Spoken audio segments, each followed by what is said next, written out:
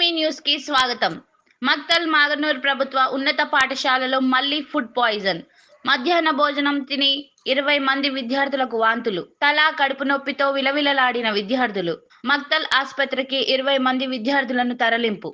దారుణం, వారంలో మూడోసారి ఫుడ్ పాయిజన్.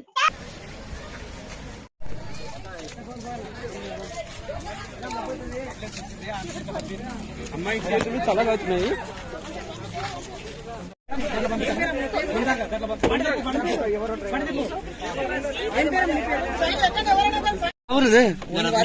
నెంబర్ చెప్పిడ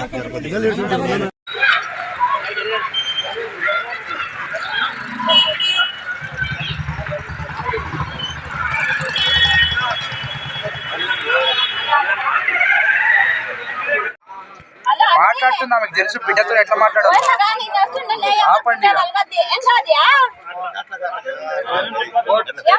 చెప్తుంది చేస్తారు ఇక ప్రతిదీ చిన్న చిన్న అన్నిటికీ చెప్పుకుంటారు.